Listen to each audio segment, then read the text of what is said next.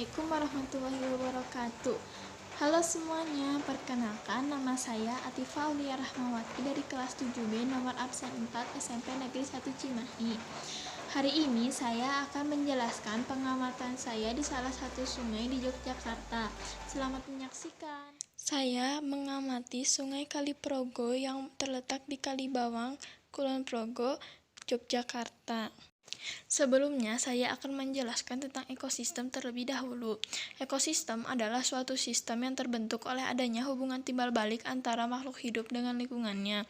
Di dalam ekosistem terdapat komponen penting, yaitu komponen biotik yang sering kita sebut makhluk hidup dan komponen abiotik yang sering kita sebut makhluk tak hidup. Yang keduanya saling berinteraksi satu sama lain. Komponen biotik yang terdapat di dalam ekosistem akan menyusun satuan makhluk hidup, yaitu individu, populasi, dan juga komunitas. Saya akan menyebutkan komponen biotik dan abiotik pada sungai ini. Yang pertama ada komponen biotik. Ada tumbuhan dan berbagai hewan. Yang kedua ada komponen abiotik. Ada batu, tanah, pasir, air, udara, dan cahaya matahari.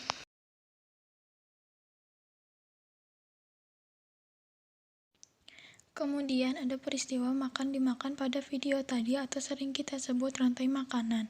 Yang pertama ada alga berperan sebagai produsen. Alga dimakan oleh udang air tawar yang berperan sebagai konsumen pertama. Selanjutnya ada udang air tawar dimakan oleh ikan yang berperan sebagai konsumen 2. Ikan dimakan oleh bebek yang berperan sebagai konsumen ketiga.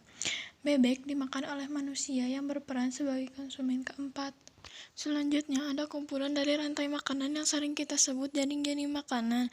Yang pertama ada alga sebagai produsen, dimakan oleh siput, udang air tawar, dan ikan kecil yang berperan sebagai konsumen pertama. Siput dimakan oleh ikan sebagai konsumen kedua. Udang dimakan oleh ikan, bebek, dan kodok sebagai konsumen kedua. Ikan kecil dimakan oleh ular dan kodok sebagai konsumen kedua. Kodok dimakan oleh ular sebagai konsumen ketiga.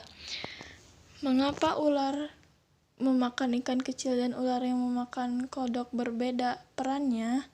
Karena ikan kecil adalah konsumen pertama sehingga ular menjadi konsumen kedua, sedangkan kodok adalah konsumen kedua sehingga ular menjadi konsumen ketiga. Selanjutnya ada ikan yang dimakan oleh elang dan bebek yang berperan sebagai konsumen ketiga. Kemudian ada bebek yang memakan udang. Kemudian bebek tersebut dimakan oleh elang sehingga elang tersebut menjadi konsumen ketiga. Sedangkan bebek yang memakan ikan, elang tersebut berubah peran menjadi konsumen 4. Mengapa? Karena udang adalah konsumen ke-1 yang otomatis bebek menjadi konsumen kedua dan elang menjadi ketiga. Jika ikan adalah konsumen kedua sehingga bebek menjadi konsumen ketiga dan elang menjadi konsumen keempat.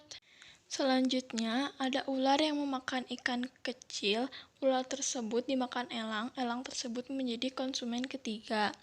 Jika ular yang memakan kodok, kemudian ular tersebut dimakan elang. Elang tersebut berubah menjadi konsumen keempat. Mengapa? Sama halnya dengan yang bebek yang sudah dijelaskan tadi. Yang terakhir, jika ada elang mati, akan diuraikan oleh bakteri yang berperan sebagai dekomposer.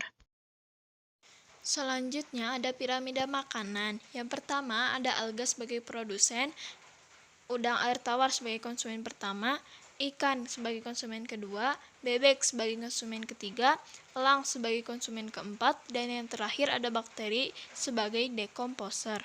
Yang terakhir kita akan membahas tentang apa yang terjadi jika air tercemar dan penyelesaiannya. Yang pertama, apa yang terjadi jika air tercemar? Jika air tercemar, alga dan tanaman lainnya akan mati, sehingga siput, udang, ikan kecil akan mati kelaparan, dan juga mati karena air tercemar. Sehingga konsumen-konsumen berikutnya seperti ikan, bebek, kodok, ular, dan elang akan mati karena mangsanya juga sudah tidak ada. Yang kedua, bagaimana penyelesaian masalah air tercemar? Kita harus menjaga kebersihan sungai tersebut dengan cara tidak membuang sampah sembarangan dan juga tidak membuang limbah lagi ke sungai. Sekian dari saya, semoga bermanfaat. Mohon maaf bila ada kekurangan. Wassalamualaikum warahmatullahi wabarakatuh.